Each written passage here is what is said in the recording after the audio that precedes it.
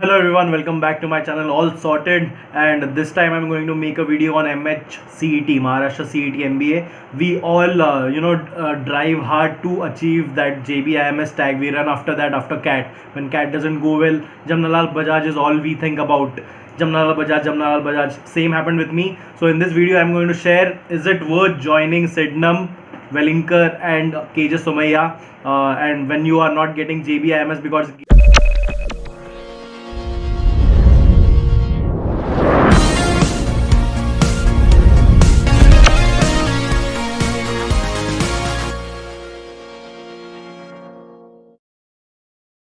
getting JBIMS is it's a long wait first of all, and it's very haphazard. You don't know the cutoffs. All the coaching classes which are telling, it's all bullshit. So whether should you wait for those results? Is it worth joining Sydenham, KJ Somaiya, Welingkar? As I converted Sydenham and Welingkar last year, so I'll tell my experience last year's. And if this video is relevant, keep watching. I'll be sharing all details of Maharashtra CET MBA. Keep watching.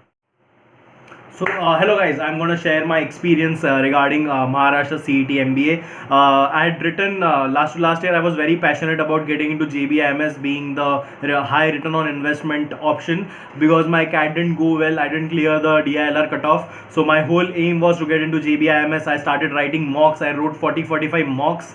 Religiously I used to write mocks every day, and then I actually missed JBIMS cutoff by 6 to 7 marks last year.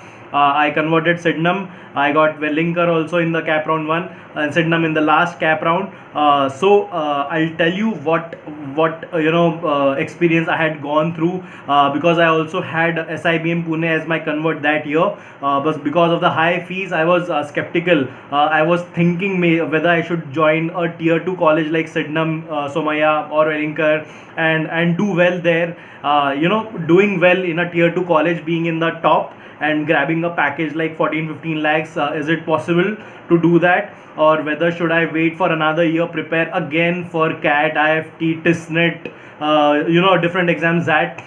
So that was the dilemma. I met a lot of people. I gathered some perspective. So I'm going to share that right now, because you'll be going through the same. You are now waiting for the results. You'll be now looking for cutoffs ki kitna cutoff hoga JBIMS ka, SC category ka, OBC category ka, general ka, what's the MMS thing, what's the PGDM thing. So I'm going to share my experience, what is what I went through, all of this chaos.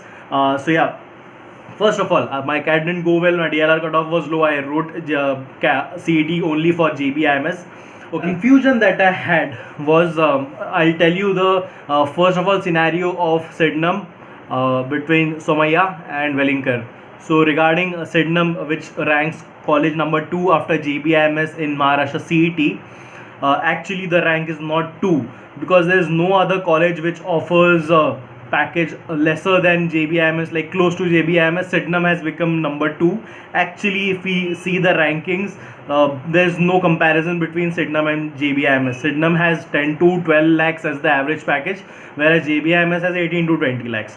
So you cannot expect rank 1 college to be JBIMS and suddenly 2 as Sydenham. Sydenham doesn't deserve to be at rank number 2, but because there's no other college, that's the fact. Okay. Now, Sydenham, Somaiya are almost on the same level. Both offer an average package of 10 to 12 lakhs. Very frankly, Sydenham is, now I'll talk about Sydenham now. First of all, it has very poor infrastructure. I'll talk about the pros and cons both, because I had to make a decision about Sydenham. I had gone through research, so I'll share that. Sydenham, poor infrastructure. It's a student driven placement thing. It's completely student driven. There's no faculty doing that. Maximum are the guest faculties. There are no permanent faculties. You can ask people who are studying in Sydenham, or if your seniors are studying, you can confirm this. There's large difference between JB and Sydenham, to be very frank. Okay, and then there's internships when you go. There are some of my friends who just earned like 10,000 per month as internship stipend. Okay, so these are some hard facts. Some good pros about Sydenham. Good ROI, return on investment is quite high in the CET colleges. Sydenham, JBIMS, after return on investment is quite high. Okay, and for category people, there's almost nil fees at Sydenham, and you get a package of around 10 to 12 lakhs. Then the Mumbai location is advantageous for sure. if you are a finance enthusiast, Sydenham is good for finance. If you be in the top 10 percentile of the Sydenham college, if you are if you have good profile, if you have good work experience, then you can expect to work very hard, be in the top 5-10 percentile, and grab 14-15 lakhs ka package at Sydenham also. If you get some finance rules, some JP Morgan also visits Sydenham. I know some people who have made it there also. It is good for finance. So these are the pros. Now coming to Somaiya, it has Gujarati quota. The batch size is quite high. Okay, the batch size has both PGDM and MMS courses. Sydenham also has PGDM MMS. Welingkar also has PGDM MMS. Okay, when it comes to JBIMS, it is only MMS. Now the pros of Somaiya, it is good for people who have work experience. Same with Sydenham. If you are having a work ex of 2 to 3 years, then you can outshine others who are there with you.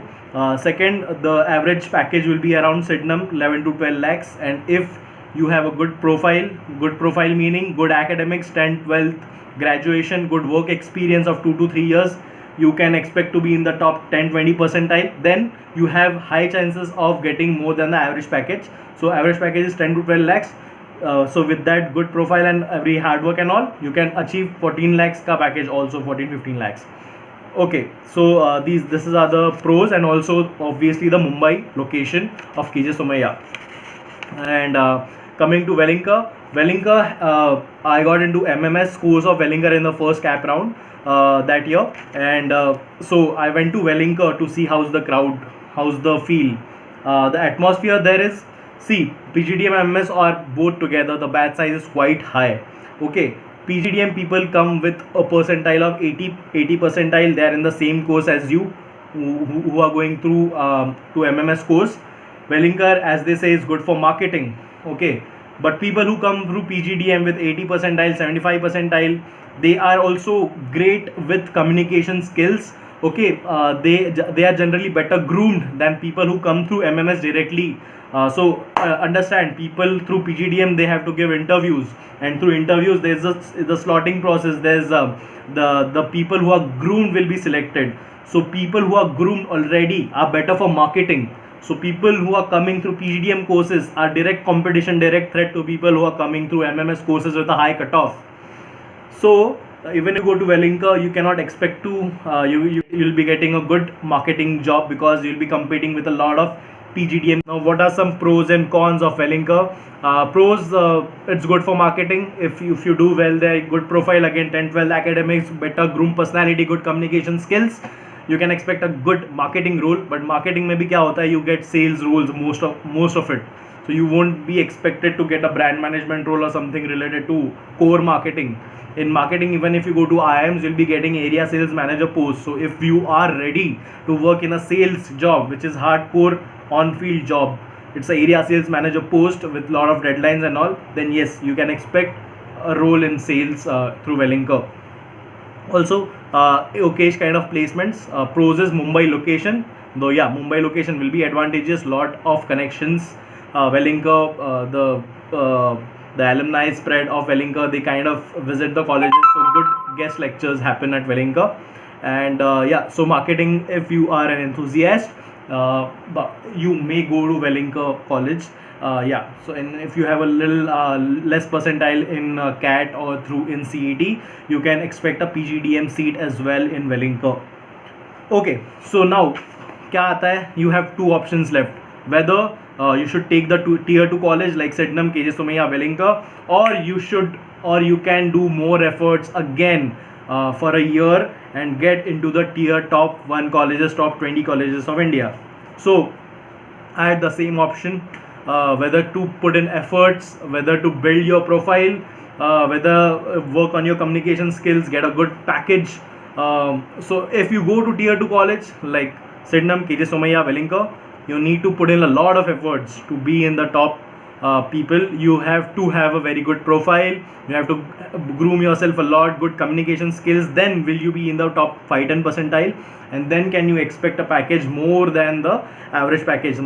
So you can expect 13-14 lakhs package and even 15 lakhs if you work very hard in these colleges again.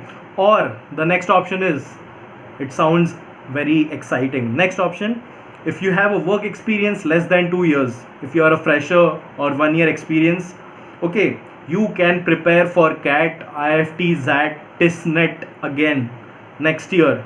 But don't take a gap. Work, do any internships, go to Internchala, find internships. I did 2 to 3 internships in Internchala. I'll show you the certificates. It's a great place. You can easily get internships in Mumbai, Pune, Bangalore. Okay, and apply to all IITs, NEET, every damn possible top 20 college next year, and make it to the tier 1 colleges. What is the advantage of tier 1 colleges? As we all know, I'll reiterate for you, it will open the door for a brilliant career. You are branded for life. Okay, it's a harsh truth. MBA in India, people look at your brand, where you're coming from. IIMS, NEET, TIS, IFT, these are brands, niche fields, operations, NEET, HRM, Tata Institute, XLRI, Jamshedpur. Again, a lot of colleges, some from niche field and also general management ke liye, IIMs are always there. If you want to do operations supply chain, again IITs are there, SJM SOM is there, IIT Bombay, IIT Kharagpur, yes, IIT Kanpur, IIT Roorkee, with if you want good ROI. So there are plethora of options if you give CAT, ZAT, TISNET, IFT, right? Again, so now average package at these colleges of tier 1 colleges is 18 to 20 lakhs. What does it mean? That you won't have to put in, once you are selected, once you make it to this institute, the burden of putting in that extra work, being in the top 5-10 percentile won't be there with you. You are for sure, rest assured, you'll be getting a package of around 16 to 22 lakhs at these colleges. Okay, क्या होता था in the first case, if you are choosing the tier 2 colleges, you will have to put in a lot of efforts. You have to build your profile. Again, you have to have solid 10, 12 graduation scores to achieve that package of 14 lakhs. Here, even if you are average, you are getting 14 lakhs ka package. Now, again, tier 2, tier 1, I'll just make it simple.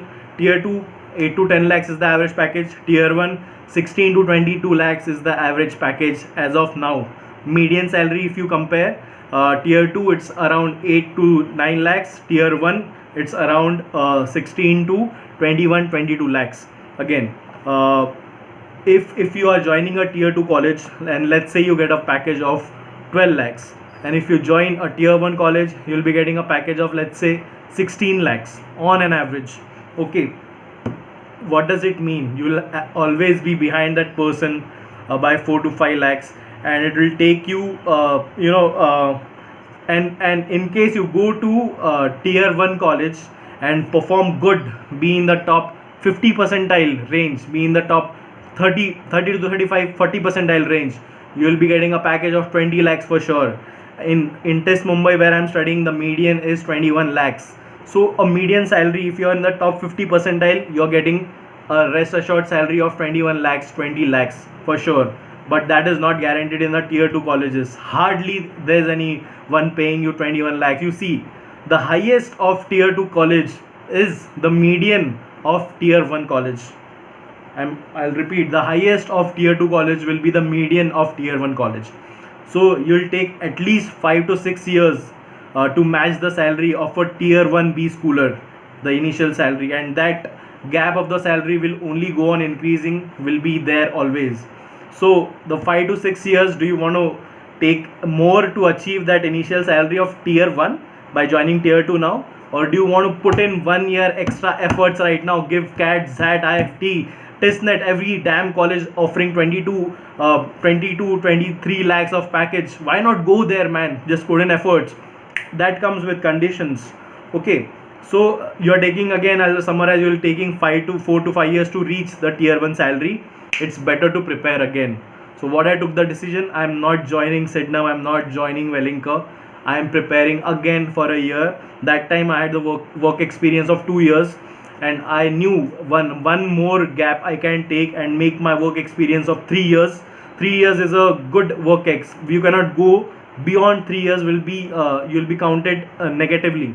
So 2 to 3 years is an ideal work experience when you join your MBA course. All right. and you can also sit for the lateral placements when once you are a 2 to 3 years of experience. So but the thing is, you should not take a gap. You should do some internships, or you should do a job. I'll tell you my experience with internshala and internships later. If you want me to make a video on internshala, comment below again, and get into the top 20 B schools. Now my whole aim was to get into the best ROI B school in the top 20 range. So again, my target next year was Jamnalal Bajaj, Tata Institute of Social Sciences, FMS Delhi. So I made it to Tata Institute of Social Sciences finally, and very happy.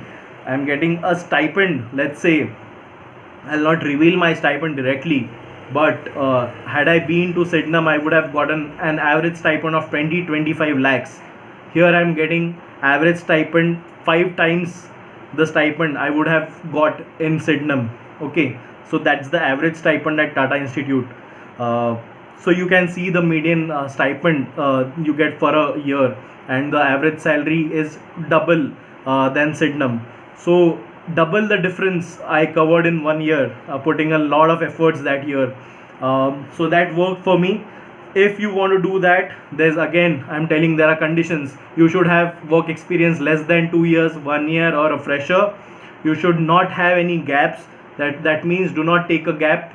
Take some job, internships, and prepare simultaneously with the job, because that will show up in your interview. Okay, and you should be determined and motivated enough to work for that year, and be very fired, because then you would be thinking your friends are going ahead, I have to prepare. But then you should be able to sustain that sustain that motivation throughout the year. 8 to 9 months, let's say you have 8 to 9 months to coming CAT. So this was my experience. I hope it helps you. If you have any more doubts, if you want me to make any more videos, comment below, and I hope you make the right decision. Bye bye guys, see you, all sorted.